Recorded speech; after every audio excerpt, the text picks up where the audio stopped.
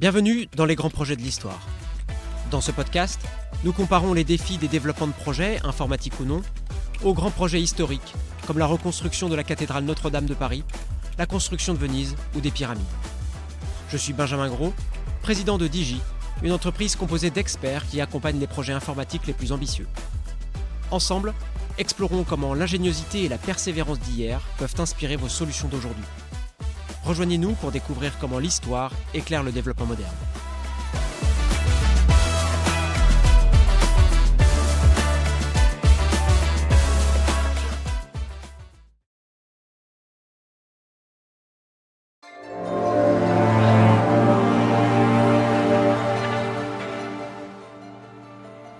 Imaginez un monde sans roues. Pas de voiture, pas de vélo, pas de train. Pas de machine-outil, ni même de potier utilisant son tour. C'est presque inconcevable, n'est-ce pas? Pourtant, avant qu'elle n'apparaisse il y a environ 5500 ans, l'humanité a survécu sans elle pendant des millénaires. Et même après son invention, il a fallu des siècles d'amélioration pour qu'elle devienne l'outil de transformation massive que nous connaissons aujourd'hui. Aujourd'hui, nous allons plonger dans l'histoire fascinante de la roue. Nous verrons comment cette invention, qui semble si simple, a été perfectionnée au fil du temps, et comment ces améliorations incrémentales ont changé la face du monde. Nous établirons aussi un parallèle clair avec le monde de l'informatique, l'optimisation continue, les ajustements stratégiques en cours de projet, et l'impact souvent monumental de petits détails bien pensés. Revenons à l'origine. La roue, dans sa forme la plus ancienne, était un disque massif en bois. Lourde, peu efficace, mais déjà révolutionnaire. Elle apparaît dans les plaines de Mésopotamie vers 3500 avant Jésus-Christ, probablement d'abord comme roue de potier, avant d'être adaptée pour le transport. Mais cette première version avait ses limites. Les roues pleines étaient si lourdes qu'elle ralentissait les véhicules. Le déplacement était possible, mais à quel prix? La solution? Un changement de design. La roue à rayons. Apparue vers 2000 avant Jésus-Christ, avec les chars de guerre en Asie centrale, la roue à rayons réduit le poids tout en augmentant la vitesse. Cette innovation transforme les armées, les communications, les échanges. Chaque modification du design n'était pas une réinvention, mais un ajustement. Un perfectionnement. Et c'est justement là que réside notre leçon. Une petite idée bien exécutée peut bouleverser le monde. Ce principe d'amélioration incrémentale est fondamental dans la gestion des projets informatiques. Quand une équipe conçoit un logiciel, elle ne part pas nécessairement d'une page blanche. Elle améliore un outil existant, corrige un bug, affine une interface, réduit un temps de traitement. Pensez à la manière dont les navigateurs web ont évolué. De Netscape à Chrome ou Safari, chaque version apporte des optimisations parfois invisibles pour l'utilisateur. Et pourtant, chaque seconde gagnée, chaque clic évité transforme l'expérience. Tout comme la roue à rayons a changé le destin des empires. Et cela commence toujours par une question essentielle. Quel est le principal défi à résoudre ? Dans le cas de la roue, c'était la lourdeur. Dans un projet numérique, cela peut être un goulot d'étranglement dans un algorithme, une fonctionnalité mal comprise ou une mauvaise gestion des données.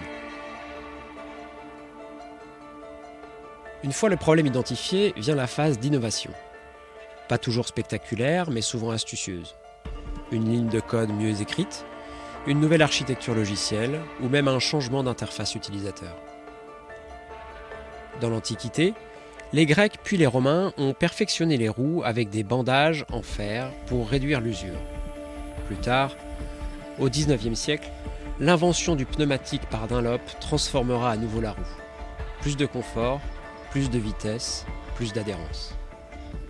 En gestion de projet, c'est le moment où l'on mobilise les ressources. On organise les compétences, on planifie les étapes, on identifie les dépendances. Chaque ressource compte, chaque rôle est essentiel.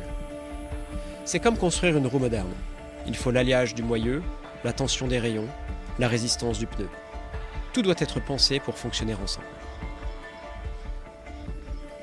Mais aucun plan ne survit intact au contact de la réalité. Il faut observer, évaluer, ajuster. C'est là que le parallèle avec la roue devient encore plus parlant. Les premiers véhicules à roues n'étaient pas utilisables sur tous les terrains. Il a fallu créer des routes, adapter les suspensions, revoir les diamètres et les matériaux. Chaque retour d'expérience permettait une amélioration. De même, dans un projet informatique, on utilise les retours utilisateurs, les tests unitaires, les feedbacks pour faire évoluer le produit. C'est la logique de l'agilité. Cycle court, réajustement régulier, objectif adaptable.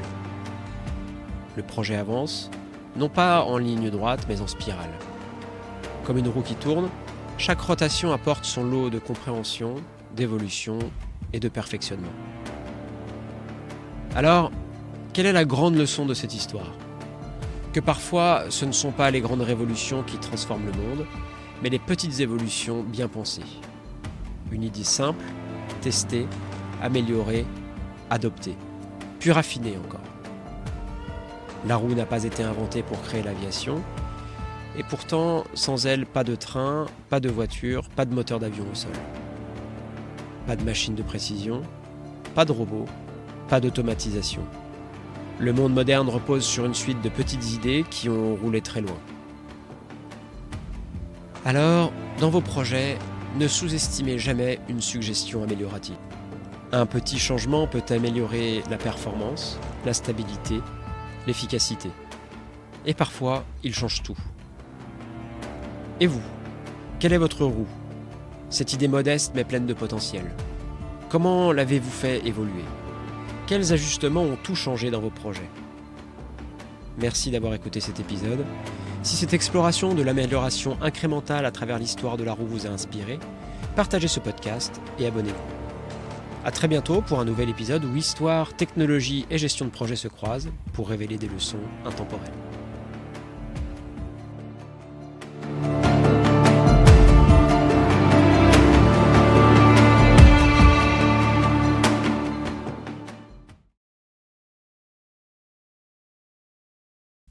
Pour plus d'informations sur les activités de Digi, rendez-vous sur www.digi.fr. www.digi.fr